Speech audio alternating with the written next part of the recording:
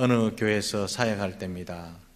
모든 교육자들과 목사님, 전도사님들이 예배를 드리는데 한 방씩 맡아서 예배를 돕고 또 관리하기도 하고 그랬습니다. 그런데 많은 구역 중에 참 맡기를 꺼려하는 구역이 있었는데 바로 유아예배실을 대부분 교육자들이 맡기를 싫어했습니다. 아마 짐작하듯이 그곳은 정신이 하나도 없습니다. 몇 초 간격으로 아이들이 울음을 터뜨립니다. 으아 합니다. 정신이 산만하지요. 가만히 있으면 날아오는 장난감이 맡기가 일수입니다. 여기저기서 엎어지고 자빠지고 장난감 던지고 소란스럽습니다. 집중이 안 됩니다. 제가 그 방을 맡은 적이 있습니다. 과연 소란스러웠습니다. 그런데 거기서요 놀라운 경험을 했습니다. 그 경험이 무엇이냐 하면 한 아이가 응애 하고 울면 정확하게 숱하게 많은 어머니들이 앉아 있는데 우는 아이 엄마만 일어선다는 사실이죠.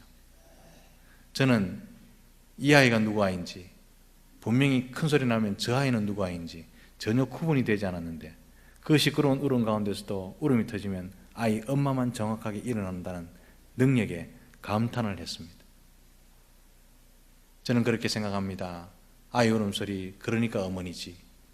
숱하게 많이 섞여 있는 울음 가운데 자기 아이의 울음소리를 정확하게 드러낼 수 있는 그 어머니가 참 어머니지. 그 어머니들이 참 아름답더라고요. 그런데요, 아무리 아름다운 어머니라도 속으로 우는 아이의 울음까지 알아차리지는 못하지요. 그런데 우리가 속으로 우는 소리까지 다 알아듣는 분이 계십니다. 그분이 바로 예수 그리스도십니다.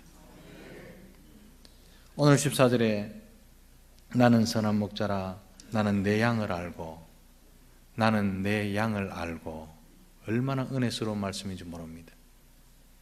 예수님은 아무리 이 지구 땅에 수많은 사람을 섞어 놓아도 나를 정확하게 알고 정확하게 보고 계신다는 말씀이지요.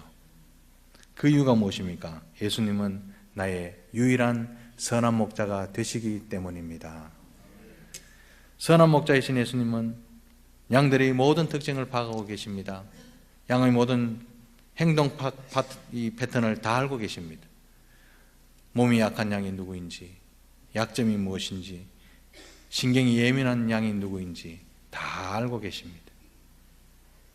그래서 선한 목자라는 말은 세상에서 가장 좋은 이미지를 총동원해서 설명한다 하더라도 다 설명할 수 없습니다.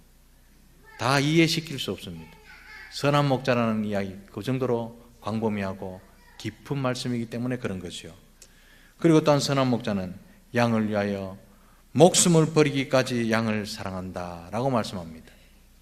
얼마나 사랑하셨으면, 얼마나 사랑하셨으면, 그 사랑의 깊이와 넓이가 도대체 어떠했으면 양을 위하여 목숨을 버린다 라고 말씀하시지요.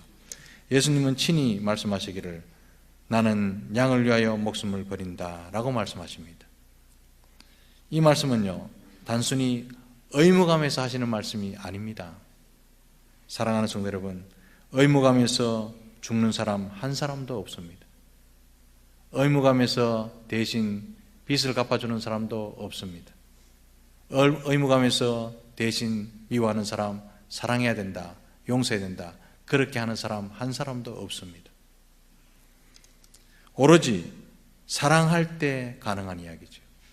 사랑할 때 양을 위해서 죽어줄 수 있고, 사랑할 때 억울함을 참을 수 있고, 사랑할 때 침묵할 수 있습니다. 사무엘상 17장 34절에서 35절 말씀 보면 사울왕 앞에 선 다윗이 이렇게 말합니다. 내가 양을 지킬 때요, 사자나 곰이 와서 양떼에서 새끼를 움켜가면 따라가서 새끼를 건져내고 그 수염을 잡고 쳐 죽였습니다. 쉬운 이야기 같이 보이죠. 막상 입장을 바꿔놓고 제가 이 입장이 되면요, 목숨 걸지 않으면 하지 않는 일입니다. 자기 생명을 내놓지 않으면 도저히 할 수 없는 일이 사자를 따라가고 곰을 따라가서 그 양을 빼들고 그 맹수를 죽이는 일, 자기 목숨이 달린 일이죠. 다윗이 자기 양들을 위해서 목숨을 걸었듯이 예수님은 나를 위해서 목숨을 걸었던 것입니다. 예수님께서 죽임 당하신 것은 사자나 곰과 싸우다가 목숨을 잃은 것이 아닙니다. 강도와 싸우다가 힘이 모자라서 축 늘어져 죽임 당하신 것도 아닙니다. 예수님은 죄와 사망의 올무에서 나를 건지기 위해서 자기 생명을 기꺼이 내놓으셨기 때문에 죽임 당하셨습니다. 하나님의 무서운 심판으로 마땅히 죽어야 할 우리를 대신해서 십자가에 자발적으로 달리신 것입니다. 사랑하는 성도 여러분, 죄가 얼마나 끔찍하고 무서운 줄 아십니까? 우리가 쉽게 짓는 죄, 아무렇지도 않게 짓는 그 죄가 얼마나 악독하고 지독하고 무서운 줄 아십니까? 천지를 만드신 하나님께서 육신을 입으시고 대신 죽어줘야 해결이 가능한 것이 우리가 지은 죄입니다. 그런데 우리는요, 죄 지을 때 과감하게 짓습니다. 언제 전전긍긍합니까?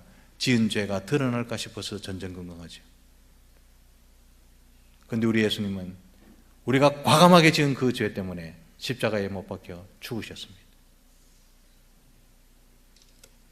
예수님은 자기 생명보다 우리를 더 사랑하지 않으면 결코 해낼 수 없는 일을 과감하게 해내신 겁니다.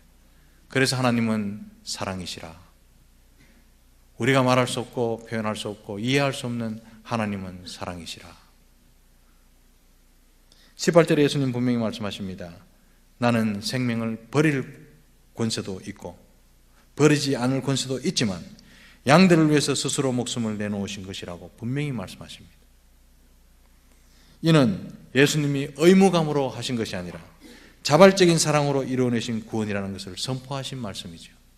사랑하는 성도 여러분, 이 예수님은 십자가를 지고 고통당하셨을 때만 나를 사랑하셨던 것이 아니라 지금도 우리를 그 무엇보다도 끔찍이 사랑하고 계신다는 사실을 믿으시기 바랍니다. 그분이 바로 우리의 선한 목자 예수 그리스도십니다. 14절에 나는 양을 알고 그렇게 말씀하시는데 여기 알고 기네스코 이 말은요 참 오묘한 단어입니다. 양에 대한 완전한 지식을 갖고 계신다 그 말씀이죠. 완벽한 지식을 갖고 계신다. 안다고 말하는 이 단어는 생각해준다, 속속들이 다 알아준다, 이해해준다 이 말인데 목자가 양의 입장에 내려와서 understand 했어. 아랫자리에 내려와서 양의 입장에서 이해해주고 동정해준다 이 말이 알고입니다. 각각의 양들에 대해서 무엇을 좋아하고 싫어하는지 다 파악하고 계십니다. 그리고 양들은 이걸 먹고 싶다라고 말하지만 그것은 해되기 때문에 무엇을 먹어야 건강을 유지할지 알고 계십니다. 장점이 무엇인지 단점이 무엇인지 문제가 무엇인지 무슨 문제를 일으키고 있는지 속속들이 다 알고 계십니다. 그래서 예수님은 나의 단점과 문제점을 다 알고 계시는 분이기 때문에 동정해 주시고 삼해 주시는 분이라는 사실을 믿으시기 바랍니다. 예수님은요, 선한 목자 예수님은 내가 내 자신에 대해서 압니다 라는 것보다 나에 대해서 더 잘 알고 계시는 목자이십니다. 하나님, 이거 왜 안 주십니까? 그거 주면 큰일 나기 때문에 안 주는 겁니다. 그거 주면 교만하기 쉽기 때문에 결코 안 주는 겁니다. 나다나엘을 만나셨을 때 그만이 아는 인생의 깊은 비밀을 알고 계셨습니다. 니고데모를 만났을 때 세상에 명망 있는 니고데모지만 그의 고민과 그가 깊이 묻어두었던 인생의 문제를 끄집어내셨습니다. 수가성 우물가 여인을 만나셨을 때 어떤 인생을 살았으며 누구에게 손가락질 받았으며 왜 고개를 못 들었는지 어디서부터 실패했는지 다 알고 계셨습니다. 그리고 그들을 만져주시고 이해해주시고 문제를 해결해 나가시기 시작하셨죠. 그분은 선한 목자이기 때문에 그렇습니다. 사랑하는 성도 여러분, 세상에서 이와 같이 나를 속속들이 다 알고 살펴주시는 분 오직 예수밖에 없습니다. 지금도 나를 찾아오셔서 나만이 겪는 아픔을 아시고 문제를 해결하실 분 예수님밖에 없는 줄 믿으시기 바랍니다. 예수님 앞에서는 어떤 단점도 문제가 되지 않습니다. 어떤 문제도 문제가 되지 않습니다. 정신적인 연약함도 건강상의 연약함도 성격상의 결함도 문제가 되지 않습니다. 예수님을 만났으면 말입니다. 사람들에게요, 자기 단점을 들키지 않으려고 사는 것이 얼마나 피곤한 줄 아십니까? 이거 알면 소문나겠지, 숨겨야지, 그래서 자기를 포장하고 껍데기를 덮어쓰고, 이게요 신앙생활입니까? 지옥생활이지. 남에게 들키지 않으려고. 그리고 남의 단점을 알면 바디비고 소문내고, 이게 천국이겠습니까? 사람들에게는 들키지 않았을지는 몰라도 주님은 나의 은밀한 부분, 깊은 고민, 인생의 문제를 훤히 꿰뚫어 보고 계십니다. 무슨 약점이 있는지, 어떤 결함이 있는지, 무슨 문제를 일으키는지, 어느 부분이 약한지 다 아십니다. 그 모든 것을 진정으로 알아주시고 이해해 주시고 해결해 나가실 분 예수님밖에 없습니다. 남 모르는 문제로 고민하고 계신 분이 계십니까? 선한 목자, 유일한 우리의 선한 목자 예수를 바라보시고 만나시기를 주님의 이름으로 축복합니다. 예수님도 고난을 당해보셨기 때문에 우리의 처지를 다 아시는 분이죠. 히브리서 4장 15절 말씀에 이런 말씀이 있습니다. 우리에게 있는 대제사장은 우리의 연약함을 동정하지 못하실 리가 아니요 모든 일에 우리와 똑같이 시험을 받으신 이로되 죄는 없으시니라. 이 말씀이 무슨 말씀입니까? 사랑하는 성도 여러분, 나를 위해 목숨까지 내주신 사랑의 예수님, 그 안에 인생의 해답이 있고 그 안에 인생의 풍성함이 있습니다, 이 말입니다. 우리가 예수님을 믿기 전에는 예수님을 잘 몰랐습니다. 이름만 들었지요. 세상만 보고 열심히 살았습니다. 세상에서 살아남고 세상에서 잘난 것이 축복인 줄 알고 세상에서 출세하는 것이 가장 중요한 일인 줄 알고 살았습니다. 그래서 세상 법칙대로 살아갈 수밖에 없죠. 그러나 선한 목자 예수님을 만나고 믿고 난 이후에는 세상을 해석하는 관점이 달라지게 되어 있습니다. 못 가져도 억울한 것이 없구나, 억울한 소리를 들어도 그렇게 억울하지는 않구나. 왜냐하면 세상에 하나님의 주권 아래에 있다는 사실을 알게 되었기 때문에 그런 거죠. 그래서 참을 수 있습니다. 인내할 수 있습니다. 또한 침묵할 수 있는 거죠. 엄청난 세계관이 변하죠. 따라서 예수님을 믿고 난 이후에는 옛날의 삶과 다른 삶을 살아야 하는 사람, 이 사람이 진짜로 하나님의 어린 양인 줄 믿으시기 바랍니다. 편안한 사람.